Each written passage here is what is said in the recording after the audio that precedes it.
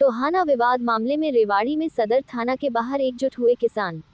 धरना देकर सरकार के खिलाफ रोष जताया।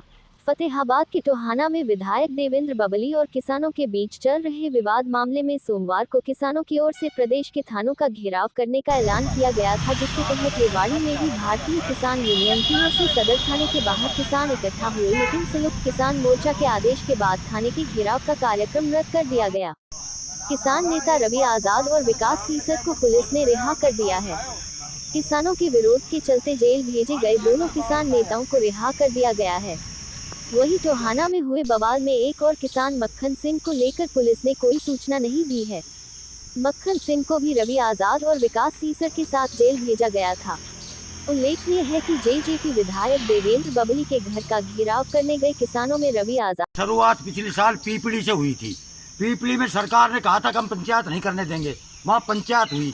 फिर हिसार के माए हुई, हिसार में सरकार ने माफ़ी मांगी और लिखित रूप में माफ़ी मांगी। आज टोहाना में जो कांड हुआ उसका बबली ने भी माफ़ी मांगी और आज सवेरे हमारे यहाँ रिहा कर दिए, मैसेज आ गए। अब जिस तरह झज्जर की पल्ली साइड ये मंत्री नहीं जा सकते, इससे आगे मैं मन से आश्वासन देता हूँ कि इन मंत्रियों का रेवाड़ी के अंदर भी नहीं घूमने देंगे। जहाँ हमें बीजेपी की जेजेपी की झंडी मिलेगी वहाँ से हमें रोड पे सोना पड़े या रेवाड़ी को भी सुननी मत समझे। इन नेताओं का मेरा संदेश।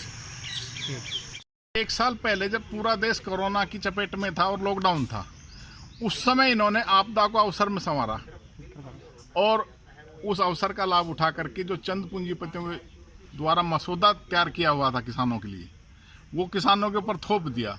उसमें कोई किसी की सहमति नहीं थी, ना कोई संसदीय समिति बनी, ना उसमें एक्सपर्ट से राय ली, ना किसी किसान संगठन से उसमें बातचीत की, और केवल किसान को दबोचने के लिए पूंजीपति के इशारे पर पूंजीपति के द्वारा तैयार किया हुआ मसौदा देश के ऊपर थोप दिया गया। ऑर्डिनेंस के रूप में लेके आए। ऑर्डिनेंस किस हालात में आते हैं? जब कोई बहुत भारी आपदा हो, ऐसी आपात स्थिति हो कि उस समय सेशन नहीं चल रहा हो और बहुत ज़रूरी हो, तो आप 70% लोगों के भाग्य का फैसला कर रहे हो और उस पर कोई चर्चा नहीं, उसको ऑर्डिनेंस के रूप में लेते हो। तो ये एक बहुत बड़ा कालापन था और ये हम काला दिवस ही मानते हैं जो 5 जून को लेके आए थे। तो ये बहुत कुठाराघात था इस देश के किसानों के साथ। किसानों को पहले सरकार गिरफ्तार करती है, देखिए पूरी जोर आजमाइश कर रही है, पूरी कुटिलता ये सरकार किसानों के साथ अपना रही है। जितना घटियापन किसानों के साथ कर सकती थी कर रही है। पहले खालिस्तानी बताया गया हमारे साथियों को, फिर विपक्ष द्वारा प्रायोजित बताया गया, फिर विदेशी फंडिंग की बात आई, फिर हरियाणा पंजाब को SOL नहर के मुद्दे पे बांटने का प्रयास किया गया, फिर कहने लगे कि ये तो केवल पंजाब हरियाणा का आंदोलन। आज आप देख रहे पूरे देश के किसान इसमें लामबंद हो रहे हैं और जिस प्रकार पुलिस के सहारे किसान आंदोलन को सरकार दबाना चाहती है, ये 2 ट्रायल तो आपने हरियाणा में देख ली।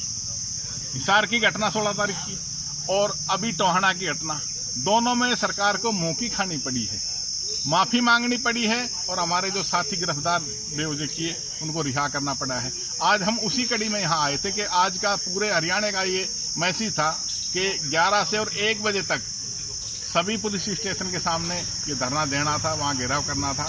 तो 9 बजे फैसला हो गया और 9 बजे हमारे यहाँ मैसेज आ गया था कि ये कार्यक्रम रद्द किए जाते हैं, क्योंकि हमारे जो साथी बंद थे उनको रिहा कर दिया गया। लेकिन किसान